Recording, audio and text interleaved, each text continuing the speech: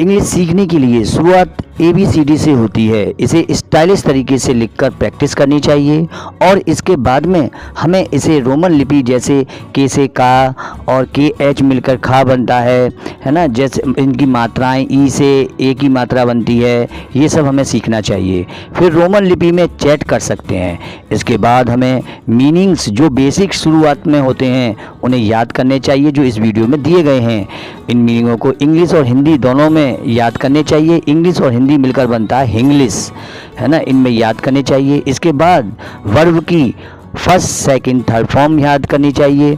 Verb की first second third form हमने इसमें लिख रखी हैं और फ़ोटो भी डाल रखा है, तो उसे आप वर्ब की फर्स्ट सेकंड थर्ड फॉर्म ज़रूर याद करें। फिर सादा ट्रांसलेशन करनी चाहिए, सादा ट्रांसलेशन बनानी चाहिए। तब कहीं जाकर हमें टेंस कितने प्रकार के होते हैं, टेंस की जानकारी लेनी चाहिए। हिंदी व इंग्लिश दोनों में लेनी चाहिए टेंस की जानकारी। इसके बाद टेंस याद कर व प्रैक्टिस करके ट्रांसलेशन बनानी चाहिए, स्पीकिंग करनी चाहिए। ट्रांसलेशन बनाने के बाद हमें इनका स्पीकिंग करना चाहिए। अभी तक इस वीडियो में जितने भी मीनिंग्स व ट्रांसलेशन हैं उन्हें साधारण बोलचाल में बेसिक इंग्लिश स्पीकिंग के रूप में आप घर में यूज कर सकते हैं व बार बार बोलकर प्रैक्टिस कर सकते हैं। इंग्लिश बोलने की आप प्रैक्टिस कर सकते हैं, घर में इन्हें यूज करें बार बार बोलकर। देखिए, पढ़ने पढ़ाने की कोई एज नहीं होती है। ये मैंने अपनी माताजी को इंग्लिश सिखाने के लिए लिखे थे, जिनकी एज 85 ईयर्स से ऊपर है और आज भी वो बेसिक इंग्लिश की मीनिंग की यही वाली वीडियो की जितनी भी मैंने आपको फ़ोटो डाली हैं इसमें, वो आज भी इन्हें यूज करती हैं। और अब वो ये कहती हैं कि मेरी एज हो गई है, अब मुझे इससे आगे नहीं जाना, मुझे इतनी ही इंग्लिश बहुत है। उसी कॉपी से ये मैंने फ़ोटो खींचकर डाले हैं, कहीं कहीं तो उनका राइटिंग भी आ गया है। इंग्लिश सीखने के लिए शुरुआत ABCD से होती है। इसे स्टाइलिश तरीके से लिखकर प्रैक्टिस करनी चाहिए और इसके बाद में हमें इसे रोमन लिपि जैसे के से का और KH मिलकर खा बनता है ना। जैसे इनकी मात्राएं ई से ए की मात्रा बनती है, ये सब हमें सीखना चाहिए। फिर रोमन लिपि में चैट कर सकते हैं। इसके बाद हमें मीनिंग्स जो बेसिक शुरुआत में होते हैं उन्हें याद करने चाहिए, जो इस वीडियो में दिए गए हैं। इन मीनिंगों को इंग्लिश और हिंदी दोनों में याद करने चाहिए। इंग्लिश और हिंदी मिलकर बनता है हिंग्लिश, है ना। इनमें याद करने चाहिए। इसके बाद वर्ब की फर्स्ट सेकंड थर्ड फॉर्म याद करनी चाहिए।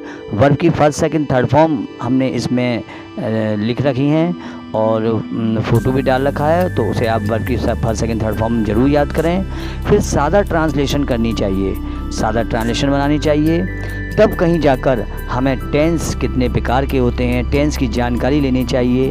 हिंदी व इंग्लिश दोनों में लेनी चाहिए टेंस की जानकारी। इसके बाद टेंस याद कर व प्रैक्टिस करके ट्रांसलेशन बनानी चाहिए, स्पीकिंग करनी चाहिए। ट्रांसलेशन बनाने के बाद हमें इनका स्पीकिंग करना चाहिए। अभी तक इस वीडियो में जितने भी मीनिंग्स व ट्रांसलेशन हैं उन्हें साधारण बोलचाल में बेसिक इंग्लिश स्पीकिंग के रूप में आप घर में यूज कर सकते हैं व बार बार बोलकर प्रैक्टिस कर सकते हैं। इंग्लिश बोलने की आप प्रैक्टिस कर सकते हैं, घर में इन्हें यूज करें बार बार बोलकर। देखिए, पढ़ने पढ़ाने की कोई एज नहीं होती है। ये मैंने अपनी माताजी को इंग्लिश सिखाने के लिए लिखे थे, जिनकी एज 85 ईयर्स से ऊपर है और आज भी वो बेसिक इंग्लिश की मीनिंग की यही वाली वीडियो की जितनी भी मैंने आपको फ़ोटो डाली हैं इसमें, वो आज भी इन्हें यूज करती हैं। और अब वो ये कहती हैं कि मेरी एज हो गई है, अब मुझे इससे आगे नहीं जाना, मुझे इतनी ही इंग्लिश बहुत है। उसी कॉपी से ये मैंने फ़ोटो खींचकर डाले हैं, कहीं कहीं तो उनका राइटिंग भी आ गया है। वीडियो की बेसिक इंग्लिश करने के बाद अब नेक्स्ट वीडियो में मीनिंग्स, डेली यूज सेंटेंसेज के बारे में भी आपको बताया जाएगा।